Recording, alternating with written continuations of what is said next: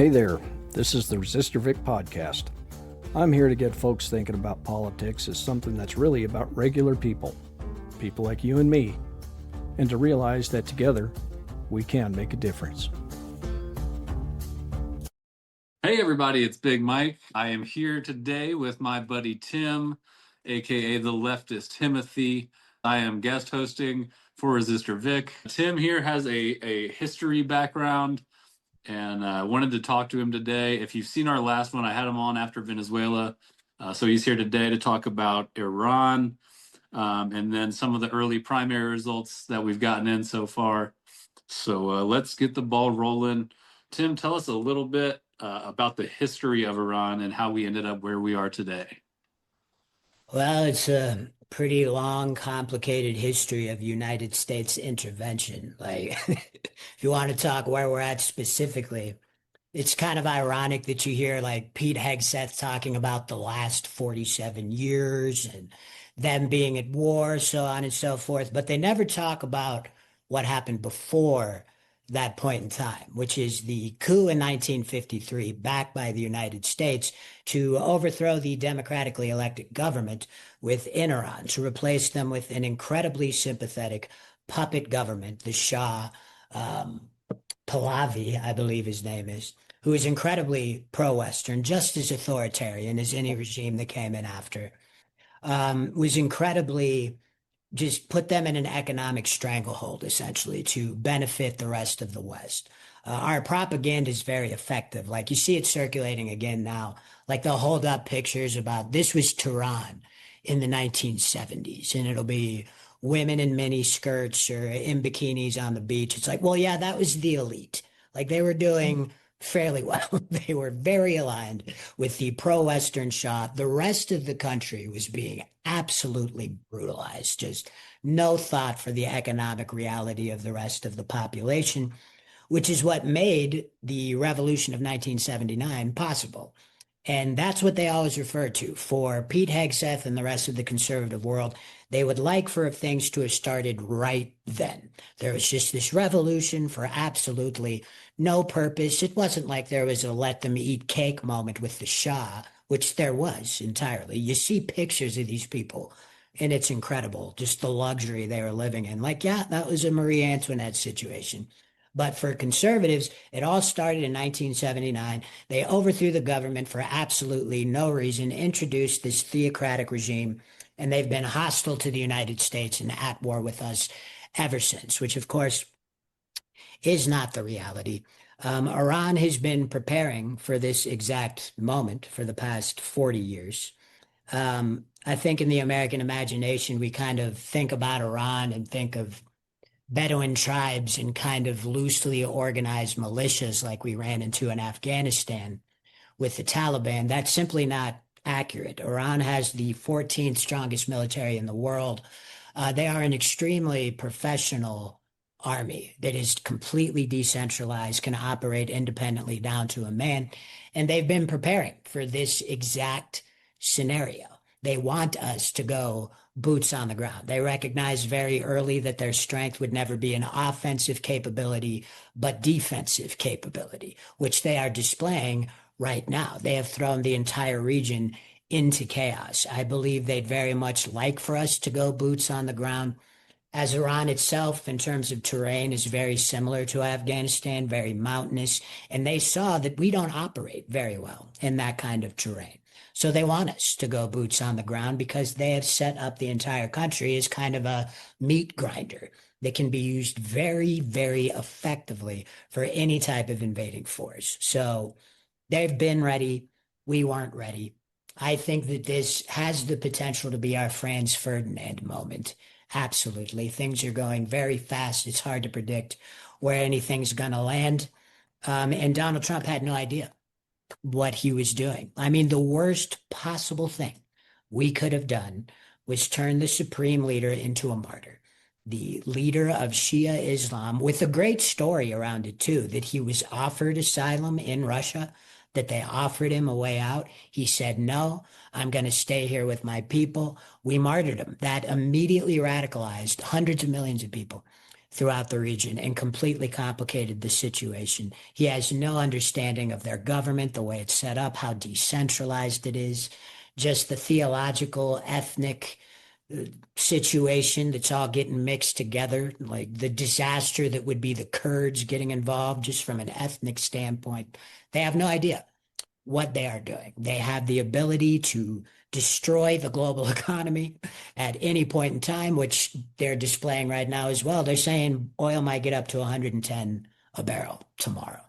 So the long and short of it is this is kind of like Vietnam for the United States. Even to the Ho Chi Minh Trail, Iran has very similar things set up throughout the region that allow them constant access to the Mediterranean, to Turkey, to the north, Pakistan, so on and so forth. They can be almost infinitely supplied and in countries that we're not going to attack directly. Therefore, we're not going to be able to take out their entire infrastructure one way or the other. So it's kind of like Vietnam, except they are much better equipped than Vietnam ever was. So I think this will be worse than anything we saw in Iraq. It'll be worse than anything we saw in Afghanistan. This is a much harder target and a much more professional target that is prepared for this moment when we simply aren't. And so, yes, we've seen the interview, particularly with Marco Rubio, where he pretty much admits that Israel dragged us into this. Yep. What are your thoughts on that? Is Israel kind of taking the lead here? And Oh, yeah, absolutely. I think February 28th will be remembered in history as the day that Israel lost America. Absolutely. There's no support for this anymore in the American population. And Marco Rubio kind of let it slip. You know, Israel was going to take action. Therefore, it was incumbent upon us to strike preemptively to take out whatever retaliation there might be. So you're telling me that the senior partner in what should be a client state, the client state of Israel, who we prop up in every way imaginable, we didn't have any leverage over this body to say, no, we are negotiating with this party in good faith right now. If you attack, support stops, or whatever card we had to play, of which there were many that we could play with Israel. We didn't. Israel made the decision. It's clear that Netanyahu has been lobbying for this relentlessly over the past few months. Donald Trump is an extremely easy man to manipulate, and it's Netanyahu and them that brought us directly into this. I'm sure what they told him is that this would be like Venezuela, that they'd be able to go in, it'd be a quick action, they take out Khomeini, and that would be it. You'd be the hero again. This is going to be a short action, when they damn well knew that if America went in on this, that they were going to get dragged in and have to engage boots on the ground, to save face at some point in time. Israel, whatever you say about Netanyahu, he is much, much smarter than Donald Trump. And he knew exactly what this was going to lead to in terms of American participation. And in terms of Trump's approval, gas prices are skyrocketing. Yeah. The stock market is plummeting. And on top of that, we have the jobs report where 92,000 jobs were lost. 92,000. Yeah. February. And they're yeah, going to have to revise the other numbers down for the months preceding. that's So, right. And so with all of this all at the same time, again, American approval of this war in the toilet. How long do you think Trump's going to be able to weather this storm here? I don't think for long. I mean, it's already completely fractured his base, especially we all know one of the primary reasons MAGA says that they voted, and I genuinely do believe them, is gas prices. They always focus on gas prices. I've seen more videos in the last couple days of Trump supporters ripping bumper stickers off at gas stations and taking down flags and whatnot than the previous year combined. Like, this is broken something fundamentally within the movement. And once you have this kind of cognitive dissonance in a movement that's built on lies exclusively, at some point it's going to rub up against reality. And right now, it is rubbing up against economic reality that you simply cannot deny. So he can't weather this for long if he wants to have any kind of chance in the midterms, in Republicans, that is. He can't do this for very long. But he might have to, given the situation. So I think that this really is the collapse of the MAGA movement as we knew it. We're going to see them kind of coalesce now around the America First crowd and what's left of it. But I think this is our opportunity to split the conservative coalition and make sure they can't win elections for the next few decades. Yeah, and I stay in tune, or I try to, with the right wing, and hearing people like Tucker Carlson and Marjorie Taylor Greene Yeah. makes sense. Yeah, it's It alarming. disturbs me a little. Yeah, that I've been I'm like, watching man, Tucker dude, Carlson lately. Tucker's spitting bars right now. Yeah, bro, like I'm I like, say dude. this about Tucker, it's so unfortunate. Like if he had used his powers for good, like Yes. Tucker Carlson could have been the Walter Cronkite of this generation. When he really does decide to speak truth to power, he's one of the most incredible people at just burning people Yeah. on the spot that I've seen. And to see these people come out and then see the conservative establishment try to label them as the fringe. Yeah. Like, are If you you saw his kidding interview me? with if you saw his interview with Mike Huckabee, like Yeah, just incredible. exposing it, just Yeah. exposing it's this theological, Christian Zionism that has Yep. led us into this war. And the greater, I mean, just zoom out for a minute on how crazy this is. I'm sure you saw all the reports from people saying that their commanders were telling them before they deployed that Donald Trump is divinely anointed, that this is Armageddon, and this is bringing about the imminent return of Christ. They got complaints from 40 different military installations across all branches of the military. So if you think about it, we're fighting a war on behalf of a Jewish ethno state, and that's being led by Christian Zionists who believe the very people who they're fighting the war on behalf of are about to perish in eternal flame as a sacrifice for their Lord and Savior coming back. Not to mention bringing up elements of the Crusades and Islam is just this theological atomic bomb that is exploding within the Middle East. And it's the dumbest approach they could have taken with this Christian Zionist shit. And frankly, this is the importance of keeping a separation of church and state, in my Absolutely. opinion, Yep. is you have religious zealots on all three sides, Yeah. Israel, America, and Iran. Yep. And This is as we it. saw in Europe, the reason we started America was to get away from religious wars and persecution. Exactly. And our founding And fathers knew this better than anybody. They saw what a complete combination of church and state really led to, which is appealing to divine authority to do whatever you want to do. It doesn't matter how evil it is, you just appeal to God. They understood. That's one of our greatest founding myths, is that they were all just raving Christians who wanted to base all of our systems within Christian ideals. No, they weren't. They were largely deists. We had a lot of atheists like Ethan Allen, who was constantly getting in trouble. They weren't representative of the American population themselves. They weren't these religious zealots that conservatives want to paint them out to be. They understood the fundamental importance of separating church and state. And that's, I mean, Rome and Greece had more of an influence on our institutions than Christianity ever did. And they just rewrite history to turn us into these kind of zealots who are out crusading for Christianity. That's never been America, never a day. It's just wild. all right, and we saw the Congress. We had a war power resolution kind of go down already. Um, a little bit about that. So, what does that go back to? When, like, was that from Vietnam? Is that from 2001?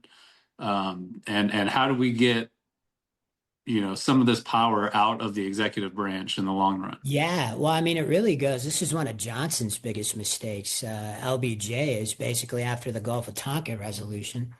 They basically gave every administration that came after just this kind of cover for running these massive operations without congressional authority, that you can conduct limited strikes in cases of emergencies and whatnot. So, yes, war powers resolutions itself and the need for them kind of harkens back to that Vietnam era. Although there wasn't as big of a clamor for it, as there was after 2001. And now you're kind of seeing the same thing of where they're retroactively trying to justify a war that they've already started, just like they did in Iraq when it became clear that the initial justifications of WMDs and an imminent threat to the United States wasn't going to play out.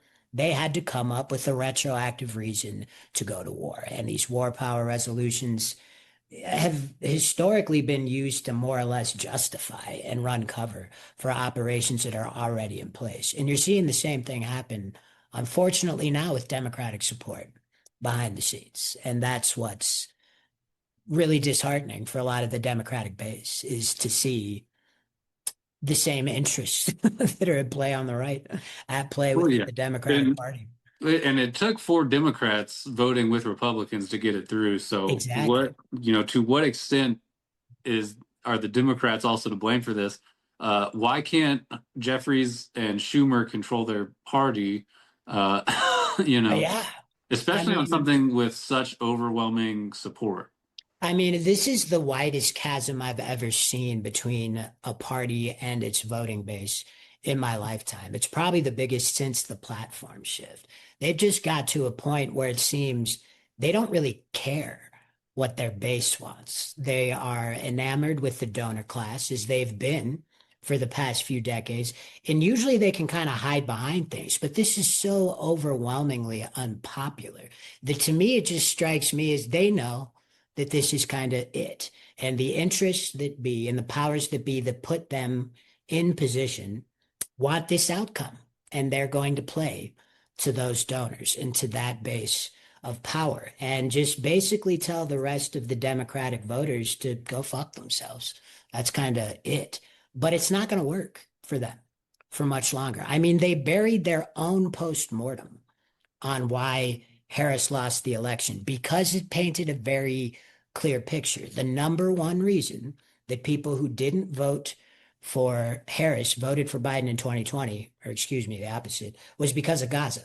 That was the number one issue. They buried that postmortem, and they're still trying to pretend like Israel isn't a litmus test. I know that's really annoying to a lot of the Democratic base, that Israel has become this litmus test in Palestine. But now you cannot get around it, especially with this Iranian action. Israel is a litmus test, and some of the primaries that we saw only went to further that point, that you have to take a stance against Israel if you want any future in this party. Even Gavin Newsom picked up on that. That was quite a moment for I was going me to bring that to up. see Yeah. the Democratic frontrunner calling Israel an apartheid state.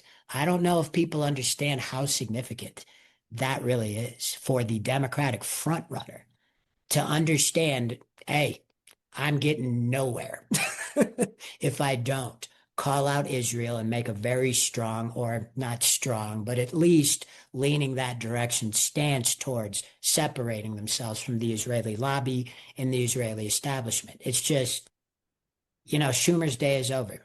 And so is Jeffries. What Jeffries is doing, though, like, Schumer makes more sense to me.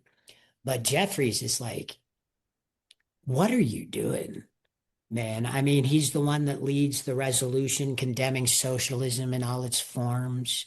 Right before Mom Donnie has a runaway victory Yeah. running on these things. Talarico again shows that economic populism is the way to go. And the Democratic establishment, it just seems to be like, nah, nah, nah, nah, we're not listening. We don't care. We're just going to hide our super unpopular positions and hope no one notices. But it's over for them. It's Yeah. over for all of them. Well, let's actually, that's a good segue, because my next after Iran, our next topic here is early primary results. You mentioned Talarico pulling it out over Jasmine Crockett in Texas. Yeah, So what do you see in that race? Did you follow that at all? I did. I think that was a destructive primary. It's unfortunate. It left a lot of grievance in its wake on all sides. So we'll see if that ends up being a net positive. And I can absolutely understand some of those grievances. Like, for example, Democrats really do love saying black women are the heart and soul of the party, right? And they absolutely are, especially in the Southern party apparatus in terms of organizing and all of the labor. They love the labor of black women, but they don't seem to want them in positions of leadership. I completely understand that grievance, especially with how nasty some of the opportunistic left got to come in and play their grievance politics. And Jasmine was a convenient sub in for Kamala Harris. And they did apply these litmus tests and standards that you don't see them applying to other white candidates. I do think that was ridiculous. That said, I think that it's important, A, to flip Texas blue and important to give Talarico credit based on his own merits. Like one of the disingenuous narratives I saw kind of come out of the Crockett camp and is still circulating is that everyone chose an untested, mediocre white man over a tried and true fighter in Jasmine Crockett. Well, if you actually look at legislative records, which is what's most important at the end of the day, during her time in both the Texas legislature and Congress, Jasmine Crockett passed zero bills as the primary author of such. She's credited as co-sponsoring some bills, but she never authored and was the primary sponsor and reason for any legislation passing in either Texas or Congress, whereas Tellerico managed to pass 16 during his time in the Texas legislature, which is a very hostile GOP controlled body. Many of those are very consequential. For example, as somebody who's unfortunately spent a lot of time in the criminal justice system and likes to see reform in that area, especially around children, Talarico is the reason why juveniles who are incarcerated are still allowed to pursue their diploma inside confinement, which is a big difference between a diploma and a GED. He's also responsible for suspended teenagers have to have adequate access to educational materials so they don't lapse on their actual education. Narcan being carried in schools now just in case of overdoses. His most famous being insulin, capped at $25, right? These are policies that were crafted to benefit marginalized communities because we know Texas in particular likes to use administrative functions like suspension and incarceration to target marginalized communities. Tellerico actively fought back against that in a GOP-led body. I don't think we can just turn our noses up at that. I think Tellerico is a fighter. And I think he's a good candidate to pick up. So I think I can understand the grievance, and it's really hard to get back from the grievance. And I'm not saying anyone should get over the racist tenor of how that race kind of went down. But I think it's important to understand that Tellerico wasn't necessarily the one engaging in a lot of that behavior. I wish he would have done more to tell his people, stop. This is ridiculous. Stop. And I hope he takes the opportunity now to try to win back that trust. But I'm not sure that, the black community is going to be super excited about Tellerico. And I can't say I blame them for that at all. But I do think he's a good candidate. I think he proves that economic populism, just as Mom Donnie did in New York, is a winning message everywhere. And that's something that Democrats really need to focus on instead of the kind of individualism that we've gone with in the past and identity that we've gone with in the past. And I think it's important that we make a coalition that allows marginalized voices to assume positions of power. That's something that we really, really need to work on, focus on, and put actual work in. But I think Tellerico is a great pickup. And I think he has a great future. I also am a fan of Jasmine Crockett, and I think that she has a bright future within the party and hope to see her keep working. She is a fighter, and she's great with that confrontational style and the clapbacks, which is cathartic, but it doesn't necessarily lead to legislative wins. And I think Tellerico appealed more to Texans across that market, And I want to, first of all, I love both candidates. I think either one would have been great. Again, I also am disappointed in how the race actually ended up being fought. I think it was unnecessarily Vitriolic. Vitriolic, perfect word, yes. Uh, but I want to give Talarico credit for doing something that I have not seen Democrats do in a long time, which is leaning into religion. Yeah, Um, absolutely. Texas is a very Christian state, uh, Yeah. and I think for too long, as myself, a recovering Catholic, also known as an atheist. Um, I'm with you, man. Catholic school for a while. That's right. Yeah, I went to Catholic school for 10 years, There you go. But um and the reason why I left is I did not see the teachings of Jesus Of Christ Christ.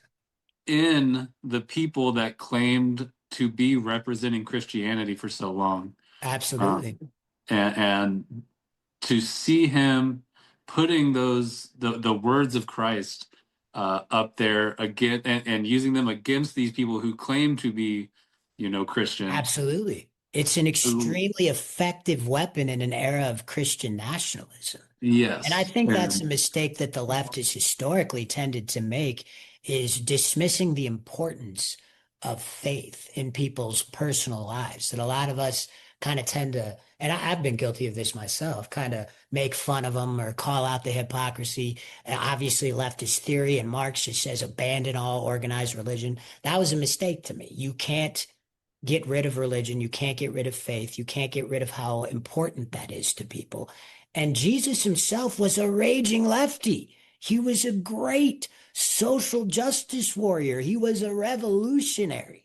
And I yeah, think it would be great for the left to claim that again and show these 60% of Americans who are Christian that these are the teachings of Christ that the left is pursuing, not the distorted, perverted, blasphemous, heretical version that the right wing goes with. This is where the spirit of Christ actually lives and is expressed in these policies. Come over to our side. Let's talk. It's yeah. a nice change of pace, honestly. It's a breath And of fresh frankly, air. I mean, when it comes to winning statewide in Texas, I think Talarico was the clear choice for Absolutely. that reason. Yeah. And You're that's talking about the unfortunate. home of these mega churches, Yeah, like people who can hear him get up there and give not just liberal values but progressive values exactly. next to the words of Jesus Christ and go, "Hey, I can vote for this guy. Like I feel okay voting Exactly. for this guy." Yeah, that I'm not going against core moral values. It reminds me of liberation theology that really took off in Latin America. Um, Well, until the CIA found until out the about CIA and it. USA came down, broke that right up. But until that point, like that's essentially liberation theology, is liberation through faith and through the teachings of Jesus, just actually adhering to Jesus instead of Paul. You notice every single time conservatives want to appeal to authority, they're always going to Paul. They don't got much to say about Jesus. Let's go back to Jesus and try to just work some of that in, Yeah, like, 'cause he was a lefty. They were all communists, y'all. Like, yeah. By the way, let's Paul never reclaim met that. the guy. Yeah, exactly. That's always my thing. You didn't know me. I'm sure Jesus was up there like, who the fuck? I don't even know this dude. He's just making that up. I didn't appear in He Damascus. doesn't even go here. You don't even go here.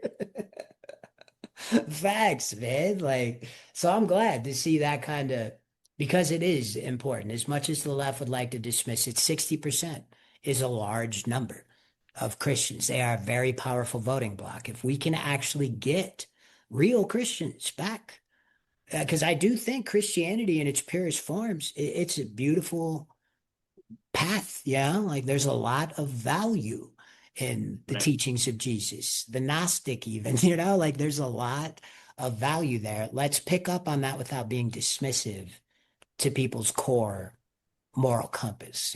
Let's convince them that this is where Christ lives. Yeah, and I've even been seeing the Catholic Church kind of move in that direction Yeah. lately, which again, as a former Catholic, it's Yeah. inspiring to see. It started with Francis. I forget the new Yep. guy's name, Leo. Leo. But Yep. yeah, like the way they've been moving, and uh, this movement towards the love of Christ instead of Yeah, the punishment of God. exactly. Look at all the clergy that got arrested out in Minneapolis. Like they're starting to hit the front lines again. This There is, was some nuns. I thought there was like a march of some nuns somewhere. I forget where yeah. I saw that, but You yeah, know it's bad when you got nuns on the march, yeah, man. It can't ever be a good sign. But I'm with them. I appreciate some of the like you. I went to Catholic school for a bit, so I can appreciate some of the traditions. But I also know the authoritarian streak that's been going through Catholics for the past few decades. So it's nice to see them at the guidance, as you said, of Francis and now Leo, who are yeah, definitely setting themselves up as a stark contrast to the Opus Dei Catholics in America and the right wing establishment. I love to see that because it's finally getting Catholics to kind of, listen to the Pope again, yeah. which Well, I and find again, good. another reason I left is because I grew up in New Orleans, South Okay. Louisiana, very French, very Catholic, Right. but North Louisiana and all around us is basically Southern Baptist or Right. evangelical Christianity, Yep. and I felt their brand of Christianity kind of taking over the minds. Oh yeah. Catholics were traditionally the liberals and the progressives in the Exactly, country. man. And it seems like the radio programming and the TV Mhm. programming, kind of dominated by the evangelical Christians, kind of sapped all of that progressive strength out of the Catholics, at Oh least in yeah. South Louisiana. I can't speak Oh, to the it Northeast. absolutely did. I mean, I had a similar experience I was in New Mexico, so super, super Catholic. But then I moved up to Monument, Colorado, which actually has the highest concentration of evangelical Christians in the world. You pick up any book about the anti-democratic forces that are now taking over. They have a whole ass chapter on Colorado Springs, which is Monument. It's where all of them live. The mega churches focus on the Family Heritage Foundation. It's where they all coalesce. And I saw that machine. I mean, I was in these guys' houses with their kids hanging out. I saw how evil, like truly evil, this machine of evangelical Christianity is, and how they've strategized via media, the Seven Mountains mandates, so on and so forth, and how effective they've been. It's sapping that progressive energy out of what have traditionally, as you said, been progressive bodies in the Catholic system. It's because they have such a dominant presence in media. They did very, very well at just taking over everything people are seeing and kind of made Catholics feel out of place, I guess, if they weren't going with that more authoritarian form of Catholicism, Yeah. which In gave the fact, Opus Dei Catholics room to come in from fucking fascist Spain and start digging in on the Catholics, man. It's wild. It's wild to me. yeah, and that is not to go back too far, but Talarico, some of my favorite clips of his are on the Ten Commandments bill in Texas, Yeah. where even as a evangelical Baptist Christian training to be a pastor is against these being up in schools because Yeah. he knows, he sees. And I see a lot of folks. I have a sister in Dallas. She Okay. worried that Talarico is going to be another Fetterman. And I'm like, dude, I don't see it. Like, I don't think so either. He seems really, really genuine. And I think people also have to remember with Fetterman, he had a head injury.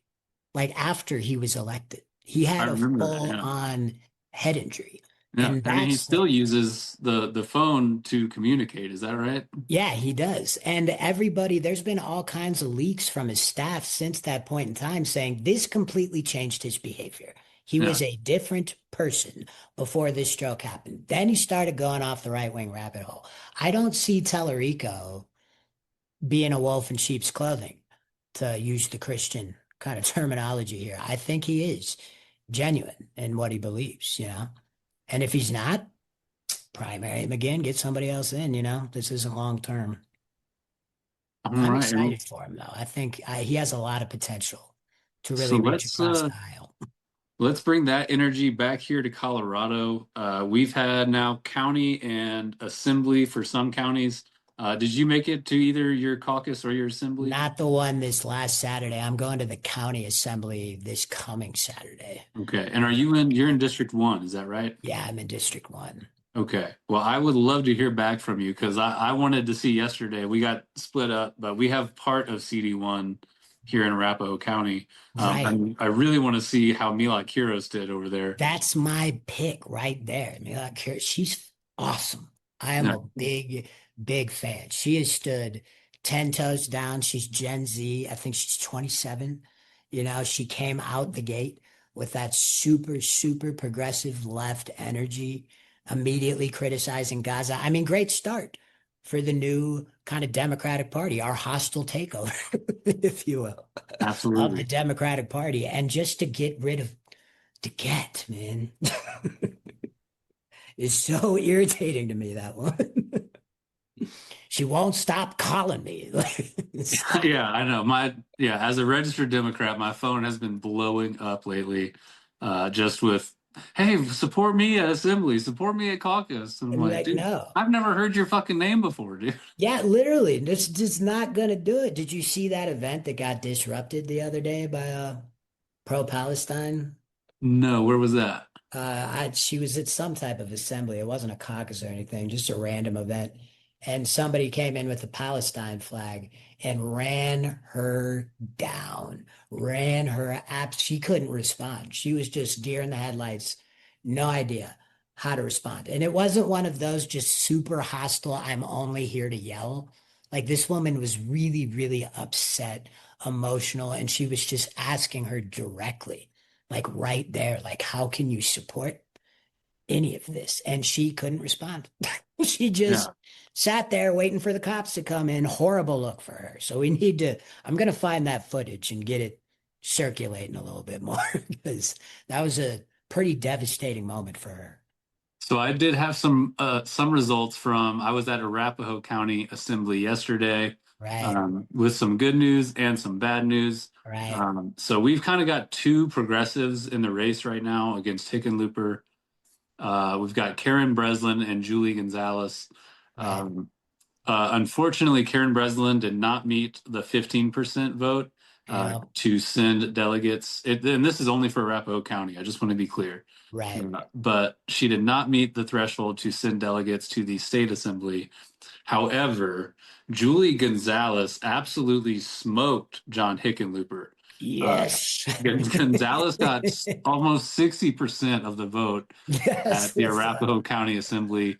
I John love it. Hickenlooper just clearing 20, almost 21%. I absolutely love it, man. See, that's it. That's like, I'm fortunate about Breslin, but still, just those results in and of itself, just such a clear rebuke of the establishment. That's exactly what we need in And Colorado. and to be clear, me and my wife are, two of the 10 people out of 400 there that are under 50.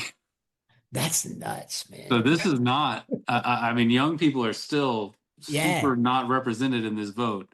they're And Julie losing the Gonzalez, boomers, bro. like absolutely smoking Hickenlooper, just blew my mind. I was like, man, even the old people are like, this dude's got to Bro, go. you know it's bad. You know it's bad when even the boomers are like, you know what?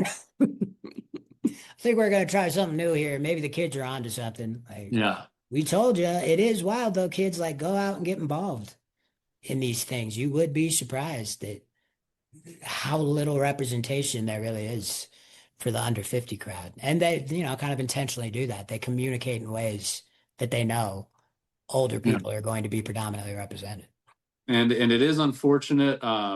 You know, I, I like Karen Breslin. She's I think the most knowledgeable when it comes Mhm. to, she's a lawyer, a longtime national park employee, a Eminently political qualified. science professor. I Yep. think she would have been more knowledgeable.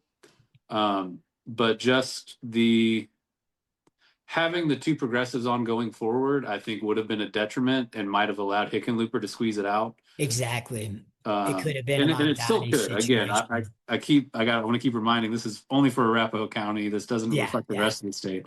But um, I'm worried, yeah, that having two progressives is going to be a detriment in the end. Uh, Yeah.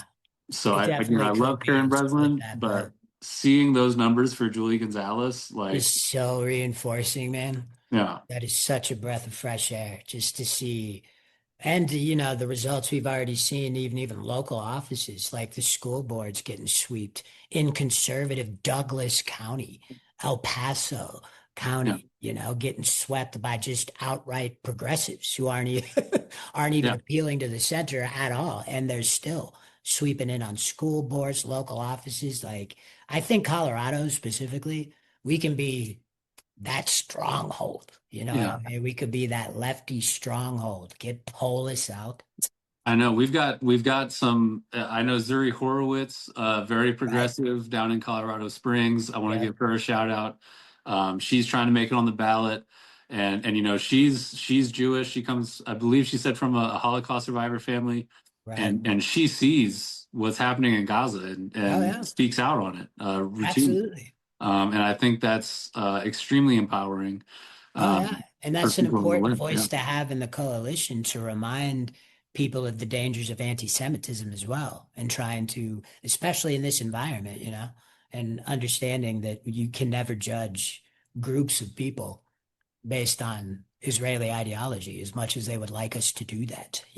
One of the biggest voices at the beginning of this war was Jewish Voices for Peace. I Yeah. mean, they were the first people on the front line, like, "Hey, we don't want this." Exactly. Along Like, with a lot of the Orthodox Jews who are out yeah, there. absolutely. That's like that Tyler Olivier documentary he did, of I'm he not does a familiar. lot of the expose stuff. He was the whole reason that the Haitians are eating cats and dogs rumor came about, was one of his exposés. Well, he went into an Orthodox Jewish community in Lakewood, New Jersey, and tried to like kind of associate them with Israel. And it's like, you understand that Orthodox Jews are anti-Zionist.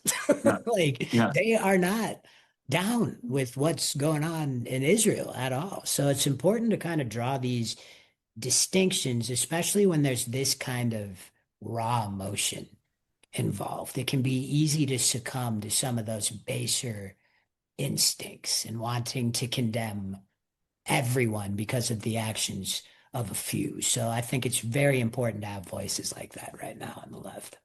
Now, I do have a question for you on that front. We on the left, we try to specify like, this, being anti-Israel and anti-Netanyahu regime does not mean I'm anti-Semitic, and we take our time and we over-explain. But we see folks now, like I said, we had Candace Owens, we have Tucker Carlson, people who have dabbled in some of this actual anti-Semitism.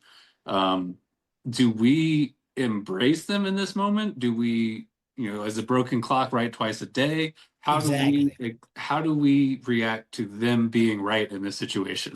That's why we need to remember, in my opinion, and like all shade intended, people like the Young Turks and Anna Kasparian and them, fake progressives, in my opinion. Like you can't embrace Tucker Carlson, the man who is directly responsible for enabling a lot of the actual fascism that we're seeing in the country, as well as Candace Owens. We can laugh at it, we can encourage it, we can jump in. Hell yeah, Tucker. Hell yeah, Candace, keep going, building this kind of divide within the right, but embracing them as bedfellows, for lack of a better term, is a mistake. We have to remember that they embrace this because they're anti-Semitic at the end of the day. That just so happens to align for a brief moment with anti-Zionism. Like, yes, both want Israel knocked down a peg, not literally, but you know what I mean, just in terms of influence within America. That doesn't mean that we're aligned spiritually and culturally. We're for liberation for all, for all. And that includes human rights, religious rights for absolutely everyone. There is no room for the kind of anti-Semitism that Tucker Carlson and Candace Owens are known for. So no, they're not a part of the leftist coalition. And that's why it's always unfortunate when I see people like Anna Kasparian acting like they just, made a new buddy. Now we're going to be on each other's shows all the time, and I'm going to recirculate all of this Christian nationalism that Tucker Carlson is espousing at the end of the day. Like, no, we can't get confused, especially younger kids who might think that America first might be somewhat attractive, just remember it's ultimately based in white supremacy and white Christian nationalism, which is heavy on the anti-Semitism. So he's right now, and I'm like, hell yeah, Tucker, do your thing. But I'm never going to embrace him as somebody who's ideologically aligned with anyone on the left, the true left, that is. Yeah. But yeah, to backtrack a little bit, as we were saying, progressives kind of taking over like red districts at this point. And I mentioned Zuri down in Colorado Springs. I think that's CD5. Yeah. We have two great progressives running. We have John Pedora and Trisha Calvarese. Used to work for the AFL-CIO, running in CD4. So we have a real opportunity to turn Colorado almost completely blue. Yeah, and keep it blue. Yeah. For a long time to come, which has been that kind of battle, as we all know in Colorado. Has kind of been that battle for the last few decades between Colorado Springs, always kind of swinging us right there for a while, and then the population center switching to Denver so totally that it becomes blue, but there's still kind of been this cultural mishmash. I really do feel like a lot of that is dissipating. Yeah. That people are finally in Colorado, kind of like Colorado first, right? We're all kind of aligned. We all hate Polish, all of us. Bro, No let me one. tell you how bad it is. People, like the last 2 or 3 events that I have been to, one of which had I can't think of her name. Tina Peters. No, the lady from Michigan, I want to say. Greta. Senator, I believe. Oh, fuck. She's always a presidential candidate, kind of. Gretchen.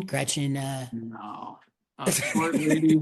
But anyway, so we were at a Democratic event, and she was like guest speaking, and she mentioned like, oh, and your great Democratic governor Jared Polis. The room booed. The room full of Democrats booed our Democratic governor. Yes.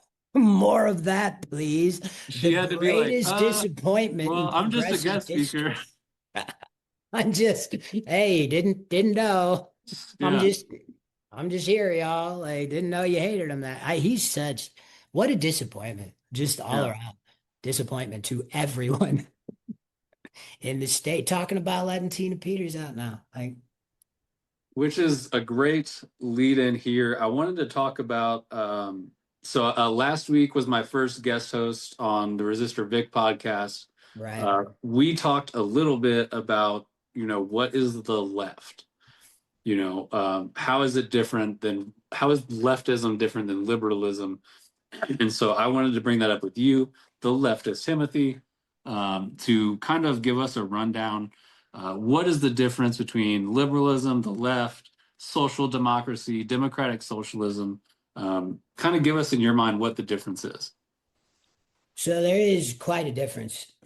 I identify, excuse me, as a heterodox Marxist. A lot of us would say the left, the actual left, starts at anti-capitalism. However, the reality of the political situation within America and the Overton window going as far right as it has means that we've turned into a big tent kind of coalition that includes liberals, leftists, social democrats, communists among them. So in America, I feel like it's important to recognize the left as that big tent coalition. This includes all of us that are anywhere left of the current fascist administration. However, historically speaking, liberals still want to reinforce the capitalist structures within the United States. They still view capitalism as the most beneficial economic mode, that it can be regulated, that it can be contained. Leftists like myself would say history shows you can only do that for a certain amount of time. That New Deal politics that were very much informed by true leftist principles, which is why we have the kind of welfare state that we do today, why those benefits came about, were concessions to the actual left within America because they were afraid of a full-on socialism takeover. At that point, during the Depression, capitalism was such a stunning failure that they were like, we got to start listening.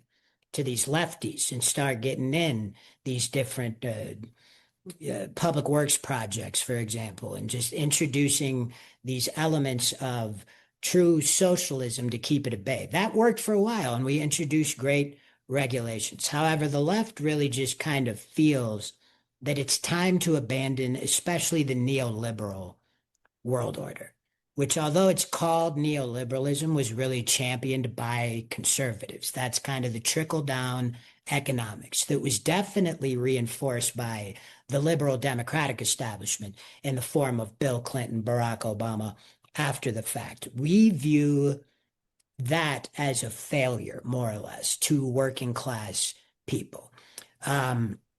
Heterodox, such as myself, believes that there's no transition to this kind of mythical post-currency, post-class society, that the next step is democratic socialism, which is very well represented by Mamdani. Economic populism, basically regulating capitalism, making billionaires pay their fair share, so on and so forth, and start introducing social institutions like the free pre-K that he's attempting to do right now, rent freezes, and basically just making sure that the working class itself is prioritized until we can get to the point of somewhere down the road embracing what communists always want, which is that post-currency kind of post-class society.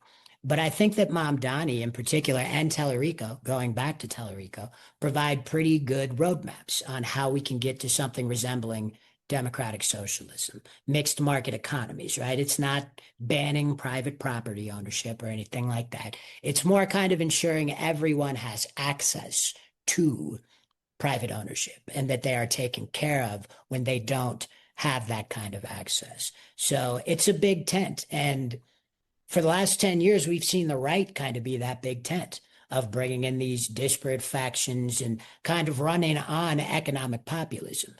So now we need to be that big tent. And I think we're doing that very effectively. Democrats, historically speaking, have always been a stronghold of labor. That was a big mistake in the 70s and 80s for Democrats to willfully part with that very strong base of support amongst labor and just working class individuals. But we're getting that back, finally. We're starting to suck up the economic populism and create this big tent. And for the lefties listening to me, just remember, Lenin himself said that it is necessary to form coalition with the petty bourgeoisie from time to time. I know it sucks. We don't like dark money packs and all that, for example, but sometimes it's necessary to advance those goals. And coalition building is the number one tenet of leftism. We have to bring in as many people across as many demographics as possible. And I think that we're making strides towards that. And finally, kind of eliminating the neoliberal, even capitalist structure. I think that we might be seeing the dying breath of that structure that's been dominant for the past 500 years. So yeah, long-winded answer, but a lot of differences, but at this point in time, a lot of similarities. And we need to keep it that way. We need to convince the liberals that we have the right path, which we do. The progressives, which sit on that line of liberals and leftists, are right there. Progressives trying to swing it left. Progressives have the right path. Let's follow that path unto its end, see where it ends. Now, keeping in mind, we may or may not have the Resistor Vic audience with us right now. What is the difference between today's leftism, democratic socialism that we're talking about, versus Leninism, Maoism, Stalinism? Oh yeah, they are 100% different. Like they couldn't be further apart. As a heterodox Marxist, part of that is his explicit rejection of Marxist-Leninism. We do not believe that the state should be used as an authoritarian vanguard to introduce this kind of mythical great society like in Leninism and Stalinism, that they just basically used revolutionary phrase mongering, which means they hid behind the language of liberation, of anti-imperialism, but they only use that to benefit themselves and the top party, which is the vanguard. The proletariat was still the proletariat. They were still wage workers. Nothing really changed, but they used these tools to great effect to oppress and repress their populations. And Mao, I mean, estimated at least millions of people from the Great Leap Forward. Stalin, 12 million before World War II even started via collectivization. We don't believe in any of that. We do not believe in collectivization. We believe that mixed market economies, think like Norway, right? Think Sweden, even situations like this, a very strong welfare states, high tax models that give really a lot of benefits. We are getting rid of faith, guys. We're getting rid of church. We're getting rid of all organized religion. We're collecting everything communally, and there is no more private ownership. We don't believe in any of that. We just want mixed market economies. Everybody has access to private ownership. We subsidize working class people instead of billionaires. That's like the key difference. So, in my opinion, there's always going to be this little faction of the left that's attracted to things like Marxist-Leninism, Stalinism, Maoism, because it's tough, right? It's like, yeah, I want to punish people. I want to put them in re-education camps. It doesn't work. Never has, never will. So we need to understand as the left that human rights are essential. And although we might like to punish certain people for what's gone on in the past few decades, never works. We need to be much more compassionate. And we are, like, generally speaking, as the left. So when you hear people try to fearmonger about leftism and they point to Stalin, just remember they're leaving out the incredibly successful examples of what it is we are talking about, especially the Nordic model, which has produced the best results in human history. There's a reason they're always ranked as the happiest countries on earth.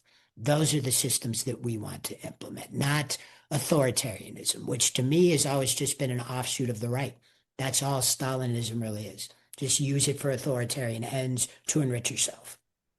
Who cares about working class people? So we are not MLs. I'm sorry. I'm sure we're going to get some angry comments from the terminally online lefties, but we're not about that at all, liberals. We just want you to be taken care of, basically. We want your children to be taken care of. We want them to have education. We want them to have health care. We want you to have health care when you get older. We want end of life care. We want all of these things so people can live the best life possible absent authoritarianism.